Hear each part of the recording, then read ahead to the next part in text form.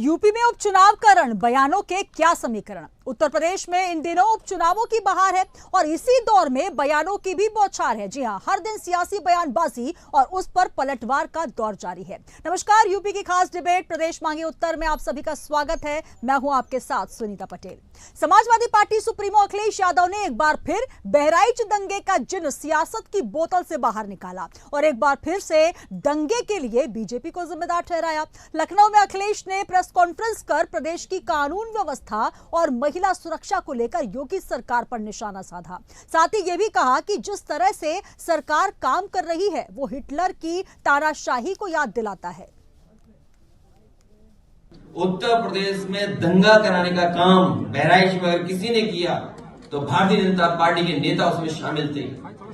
उनके विधायक अपनी ही पार्टी के कार्यकर्ताओं पे एफआईआर दर्ज करा रहे हैं और क्या उसमें धाराएं लगवा रहे हैं कि इन्होंने षड्यंत्र किया और दंगा करवाया है। और जो एक वीडियो वायरल हो रहा है जिसमें मैं बधाई देना चाहता हूं पत्रकार को कि उसने हिम्मत जुटा करके कम से कम वो छिपे हुए वीडियो से ही जानकारी हासिल कर ली कि पुलिस प्रशासन था ही नहीं घंटों और उन्हें खुली छूट दी गई थी। इसी तरीके से हिटलर काम करता था। हिटलर अपने ट्रूपर्स को आगे कर देता था, अपने पार्टी के कार्यकर्ताओं को पुलिस की वर्दी पहना करके आगे कर देता था। हिटलर के जमाने में यह होता था। तो वहीं कानून व्यवस्था पर हमले के दौरान अखिलेश ने बिजनौर में जो पुलिस कस्टडी में 18 साल के लड़के की मौत हुई उसे लेकर भी अखिलेश ने कहा कि यूपी कस्टोडियल डैश में नंबर 1 बना हुआ है। बिजनौर में जो कस्टोडियल डेथ हुई है, मतलब कितनी उम्र का लड़का था, कितनी उम्र का? 18 साल। बताइए, 18 साल के लड़के को मार मार के जान ले लिया आपने। 4 पुलिस वाले जेल चले गए और पुलिस को जेल जाना पड़ रहा है। सोचिए किसके दबाव में पुलिस काम कर रही है। आप 18 साल के नौजवान की इतनी पिटाई कर रहे हैं कि उसकी जान चली जा रही है। और ये कस्टोडियल डेथ एक जगह नहीं हो रही है, पूरे उत्तर प्रदेश को इन्होंने कस्टोडियल डेथ में नंबर 1 बना दिया है। कस्टोडियल डेथ में आप नंबर 1 है, फेक इनकाउंटर में नंबर 1 है। और देखिए क्या है, कानून क्या कहता है, इनका संविधान क्या कहता है। अगर आपने एक यादव का इनकाउंटर कर दिया है, इनकाउंटर में हत्या कर दिया आपने, तो उसको बैलेंस करने के लिए हमें छतरी भी मारना पड़ेगा। बताइए कहां का कानून है। बिजनौर में तो वहीं उपचुनावों को लेकर उन्होंने साफ किया कि इंडिया गठबंधन की उपचुनावों की जंग जीत पक्की है और हमारी बातचीत चल रही है, जल्द फैसला लेंगे। अखिलेश ने यह भी कहा कि बीजेपी पीडीए की दुश्मन है, हम पीडीए की लड़ाई लड़ेंगे, बीजेपी पीडीए के खिलाफ है। कि भारतीय जनता पार्टी पीडीए परिवार की दुश्मन है और ये चुनाव में भी हम लोगों को देखने को मिल गया। बीएलओ का हटाना, अधिकारियों का हटाना, पुलिस सिपाहियों के नाम पता जानकारी करना, फिर जात के आधार पर हटाना, जात के आधार पर निर्देश देना और फिर अपने अधिकारियों की गुपचुप बैठक करना। और बड़े बड़े अधिकारी जो लखनऊ में बैठते हैं उन्होंने बाकायदा बैठक करके रणनीति बनाई है कि भारतीय जनता पार्टी को कैसे जिताएं, समाजवादियों को कैसे हराएं। लेकिन पीडीए परिवार के लोग सब एकजुट हो गए हैं। इस बार कितना भी ये साजिश कर लें, षड्यंत्र कर लें, कितनी भी रणनीति बना लें, लेकिन ये कामयाब नहीं होंगे। सुनने में यहां तक आ रहा है कि जिलाधिकारी वो भारतीय जनता पार्टी के जिला अध्यक्ष बन गए हैं।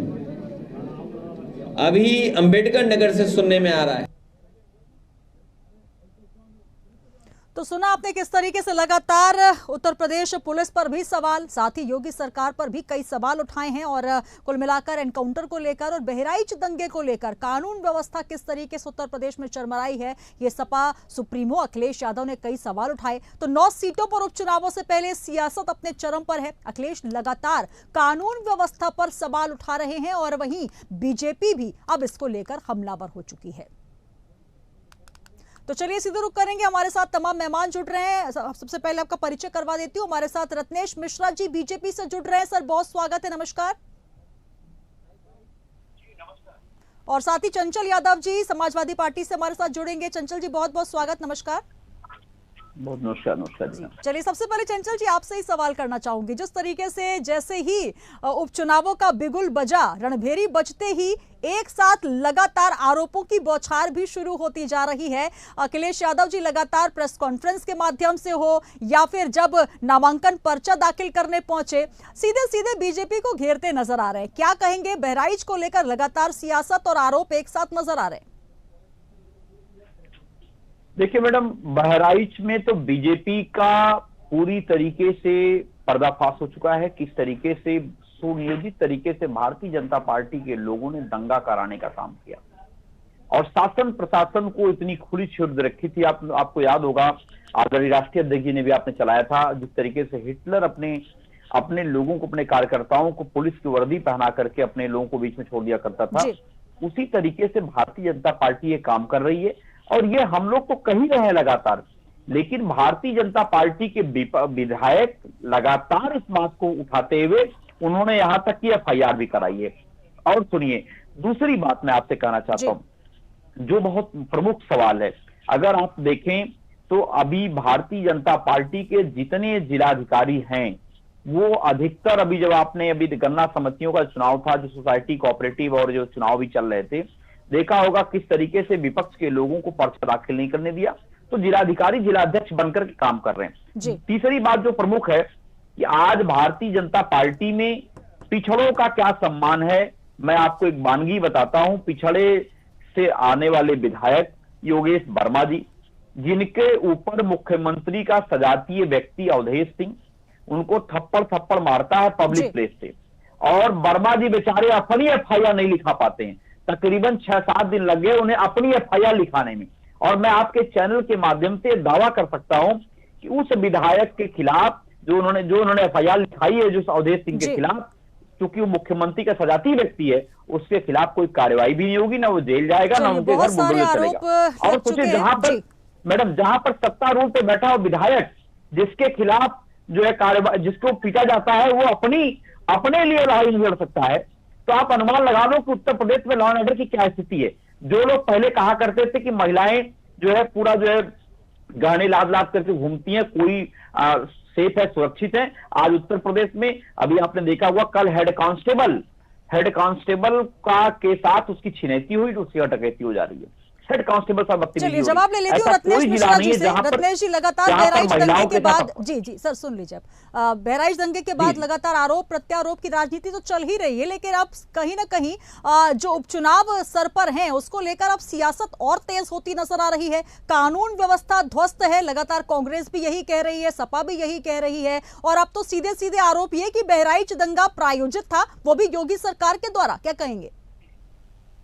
देखिए, आपको और साथी पैनलिस्ट को और देश की जनता को मेरी तरफ से नमस्कार। देखिए, सबसे पहली बात, अखिलेश यादव जी, योगी जी महाराज, पूज्य महंत योगी आदित्यनाथ जी महाराज की जो लगातार अपराधियों के प्रति कार्रवाई कर रहे हैं, उसका जो आपराधिक तंत्र था समाजवादी पार्टी का, वो छिन्न भिन्न हो गया है। तो इस कार्रवाई को देखकर अखिलेश यादव जी हड़बड़ाए हुए हैं और उनको लगता है कि योगी जी की लोकप्रियता जिस तरह से प्रदेश में और देश में बढ़ रही है, उनकी एक पॉलिटिकल लीडरशिप जो एक्सेप्टेंस मिल रही है, उसको कैसे काउंटर किया जाए, इसलिए वो अनाप शनाप चीजें बोलते रहते हैं। ये वही अखिलेश यादव हैं जो गोपाल मिश्रा की हत्या पर तो चुप थे, लेकिन जैसे ही दो इस्लामिक आतंकियों का इनकाउंटर होता है, हत्यारों का इनकाउंटर होता है, तो बिल से बाहर निकल आते हैं और बोलना शुरू कर देते हैं। शायद गोपाल मिश्रा या ब्राह्मण जो है वो समाजवादी पार्टी को वोट नहीं देता होगा, इसलिए उन्होंने गोपाल मिश्रा की बात नहीं की।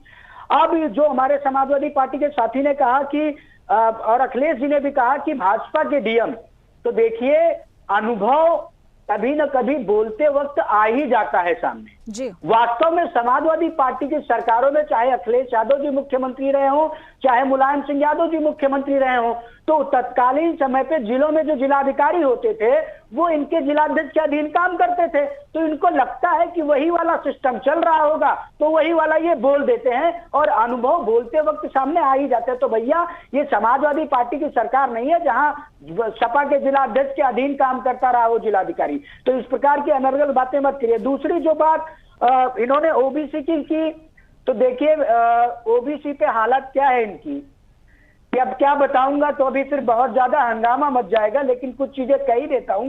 ये जब ओबीसी की बात करते हैं तो अखिलेश यादव को केवल अपना परिवार दिखाई देता है, केवल अपना परिवार। परिवार में कौन? तेज प्रताप यादव, आदित्य यादव, शिवपाल यादव, राम गोपाल यादव, अखिलेश यादव, डिंपल यादव, फलाना यादव, ढिमाका यादव। और जब ये भारतीय जनता पार्टी में आ जाइए, अरे भाई यादव में ही जोड़ लीजिए तो अखिलेश और मुलायम को छोड़कर और किसी यादव को इन्होंने डिप्टी सीएम भी बनाया हो तो बताइए। हमने मोहन यादव जी को सीएम बनाया, परिवारवाद पे बात नहीं चल रही है सर, केंद्र में मंत्री बनाया, हमने संजय निषाद जी को मंत्री बनाया, आरोप ये लगाए जा रहे हैं कि बहराइच हिंसा जो है राज्यसभा का सांसद बनाया। तो देश की जनता जागरूक है, वो सब समझती है कि कौन पीडीए की बात करके और परिवार डेवलपमेंट अथॉरिटी को मक्खन और मलाई खिलाता है। तो प्रदेश की जनता ये भी देखेगी कि जब यादव के नाम पे राजनीति करते हैं और विधानसभा उपचुनाव में 9 सीटों पर एक यादव को जो टिकट दिया जाता है वो भी परिवार का होता है जी। तो ये जो परिवार डेवलपमेंट अथॉरिटी है उसको जनता नकार चुकी है। हाँ, इनकी काट की हांडी संविधान और आरक्षण वाली लोकसभा में चढ़ गई थी, वो वाला झूठ अब नहीं चलने वाला है। अब तो बिल्कुल, तो नई परिभाषा पीडीए को लेकर गठित हो रही है, लेकिन सर यहाँ पर परिवारवाद की अभी बात नहीं हो रही। यहाँ पर सपा की तरफ से अखिलेश यादव ने आरोप लगाए हैं कि सबसे ज्यादा जो दंगे हो रहे हैं वो योगी सरकार के कार्यकाल में हो रहे हैं और बहराइच हिंसा प्रायोजित थी योगी सरकार की। यही वजह है कि वहां से पुलिस नदारत रही और इतना लंबा समय हुआ। जब उसके बाद रामगोपाल मिश्रा की हत्या हो गई, उसके बाद देखिए जो कार्रवाई हो रही है वो भी एक तरफा हो रही है। तमाम तरीके के आरोप लग रहे हैं और सीधे सीधे एक नहीं, हर दिन नए नए आरोपों की बौछार होती जा रही है और सीधे तौर पर एनकाउंटर को लेकर, फर्जी एनकाउंटर किए जा रहे हैं। कई सवाल यहां पर उठते नजर आ रहे हैं कानून व्यवस्था को लेकर। देखिए अखिलेश यादव जी बोलते हैं और उनको नहीं पता कि उनके बोलने से क्या होता है। अब बताइए, वो अपराधी था आदित्य प्रताप सिंह, हमने कभी कहा? अब वो कह रहा है कि भैया यादव का इनकाउंटर हुआ था इसलिए बैलेंस करने के लिए कर दिया। अरे 2004 से लेकर 3 से लेकर 2007 तक मुलायम सिंह जी मुख्यमंत्री रहे, 499 इनकाउंटर हुए थे। तो क्या बैलेंस बना रहे थे मुलायम सिंह यादव? अरे हमारी सरकार में तो 288 हुए हैं भैया, उनकी सरकार हमारे 8 साल में 288, 4 साल में 499। तो अखिलेश यादव जी तो पहले इस बात पर जवाब दे दें कि उनके पिता स्वर्गीय मुलायम सिंह यादव जी मुख्यमंत्री रहते हुए क्या बैलेंस कर रहे थे? क्या ऐसा हो सकता है कि एक ब्राह्मण का इनकाउंटर करा देते रहे हो, फिर एक क्षत्रिय का करा देते रहे हो, जब विरोध होता रहा हो तो फिर एक यादव का भी करा देते रहे हो? चंचल जी से इसका जवाब लेती हूँ। चंचल जी, जिस तरीके का ये बयान है यादव की हत्या के, मतलब यादव वर्सेस ब्राह्मण, यादव वर्सेस क्षत्रिय, आखिर प्रदेश की जनता को क्या संदेश देना चाहते हैं सर?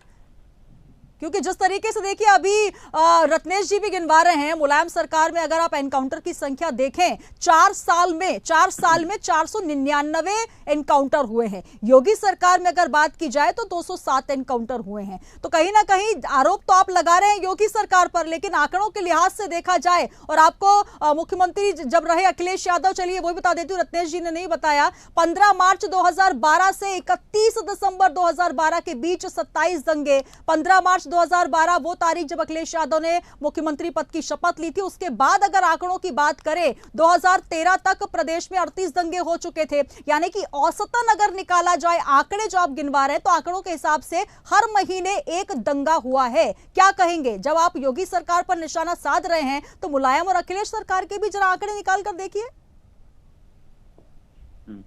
देखिए मैडम, आंकड़ों की अगर आप बात करोगे, आपको याद होगा सपा शासन में पक्षपात नहीं होते थे, लेकिन आपने देखा होगा जिस तरीके से मैंने आपको एग्जांपल बताया, अगर कोई आरोपी है, अगर कोई आरोपी है और अगर उस लिहाज से उसको मारा जाए कि वो आरोपी है तो आपने नई परिभाषा निकाल ली सर।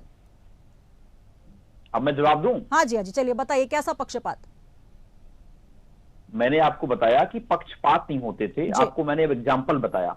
इसी शासन में मुख्यमंत्री के सजातीय ब्रजभूषण शरण सिंह के खिलाफ पॉक्सो एक्ट के तहत मुकदमा होता, गिरफ्तार नहीं होते हैं जी। इसी शासन में जब टेनी मिश्रा का बेटा सरेआम जो है गाड़ी चढ़ाता है किसानों के ऊपर, उससे घर बुलडोजर नहीं चढ़ता है। इसी शासन में अवधेश सिंह दौड़ा के बीजेपी के विधायक को पीटता है तो उसके खिलाफ एफआईआर बमुश्किल लिखी जाती है, वो भी गिरफ्तारी अभी तक नहीं हो पाई। इसी शासन में आपको याद होगा कुलदीप सिंह सेंगर ने किस तरीके से जो है बलात्कार के बाद जो है बलात्कार के ऊपर कितना तांडव किया, तब जाकर के उस कोर्ट ने सजागता उसको किया।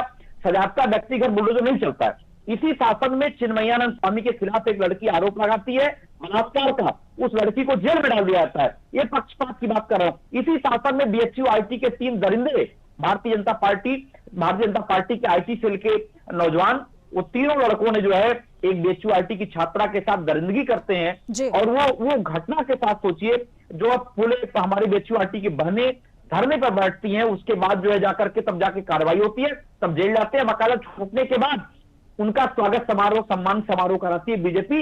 ये पक्षपात होता है। आपको याद है वो 69,000 शिक्षक भर्ती घोटाला, जिसमें पिछड़ों के साथ बीजेपी के लोग जो है नाइंसाफी करते हैं, जबकि आपको याद होगा, मैडम सुन लीजिए पूरी बात को, आपको याद होगा पिछड़ा वर्ग आयोग ने बाकायदा कहा कि सरेआम धांधली हुई है, माननीय न्यायालय ने कहा सरेआम धांधली हुई, सरकार ने माना भी, उसके बाद भी उन छात्रों को न्याय नहीं मिला क्योंकि पिछड़े समाज के व्यक्ति थे। चलिए रत्नेश जी जवाब ले लेते हैं। आपको याद, आप मुझे बताओ, सुन लीजिए आप ही आप कह रहे हो उस समय अपराधियों के एनकाउंटर करके आदरणीय नेताजी ने क्राइम फ्री प्रेस करने का काम किया।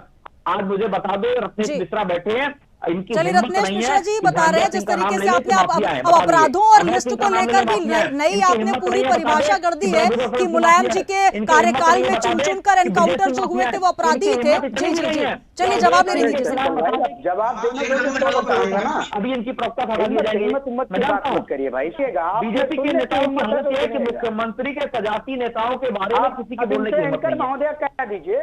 अब आप चंचल जी, मैं आपने कहा मुझ में हिम्मत हो तो मैं जवाब दूं। अब मैं आपको कहता हूं आप में हिम्मत है तो शांति से सुनिएगा।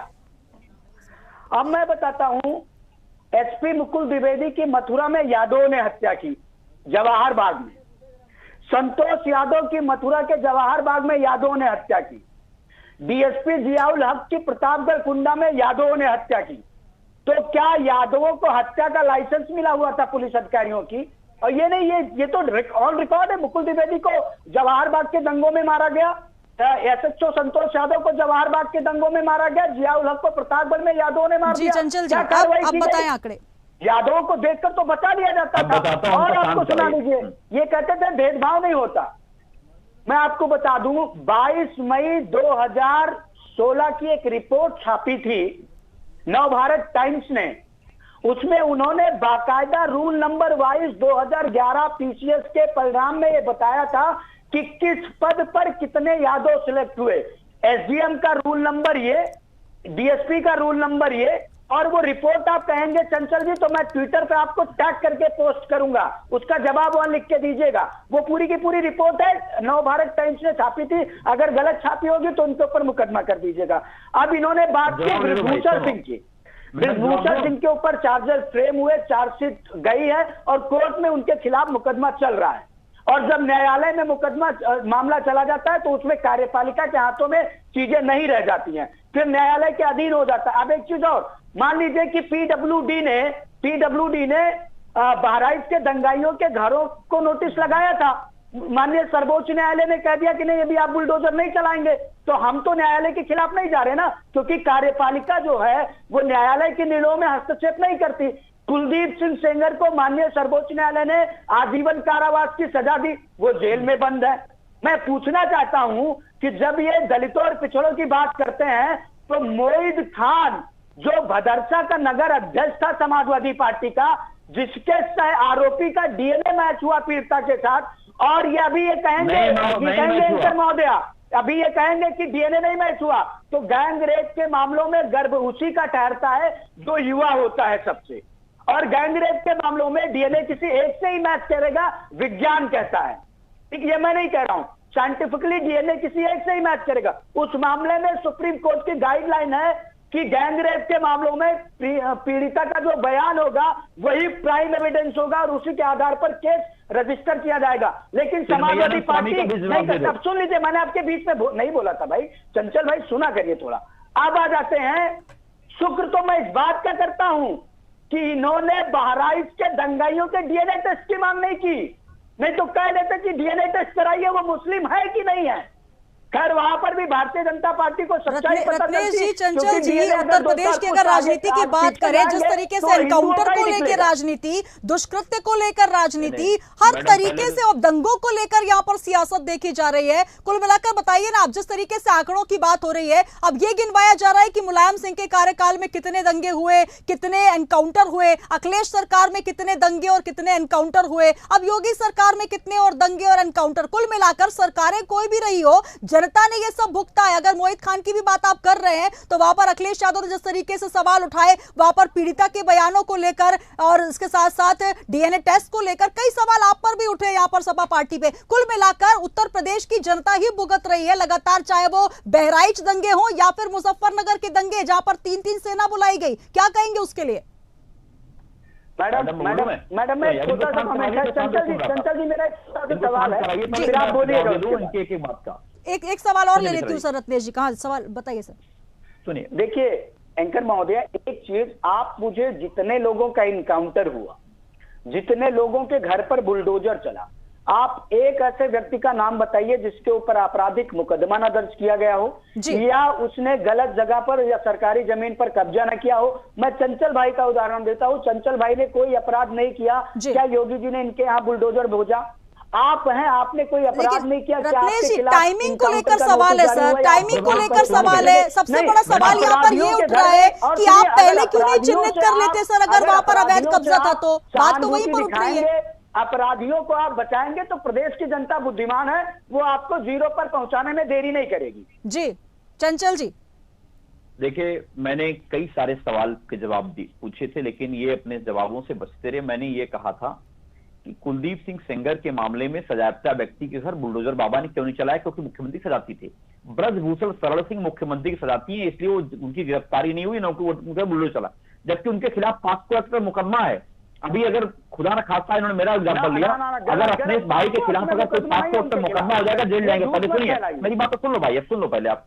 दूसरी बात, आपने एक बात का जिक्र किया कि जो है पीसीएस की परीक्षाओं में धांधली की बात हुई थी। आपको याद होगा रत्नेश भाई, मुख्यमंत्री जी ने 86 में 56 की बात की और आज तक टेबल नहीं कर पाए और आज तक मुंह छुपाए फिर रहे हैं।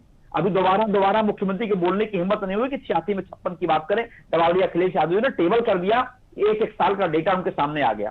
तो बीजेपी के लोगों को झूठ बोलने की ट्रेनिंग दी जाती है कि कैसे गुमराह करना, कैसे लोगों को बेवकूफ बनाना है। एनएफएस के साथ मुझे बताइए, अनुप्रिया पटेल जी ने कहा कि नॉट फाउंड सुटेबल कैंडिडेट के तहत पिछड़ों का हक मार रही सरकार बीजेपी।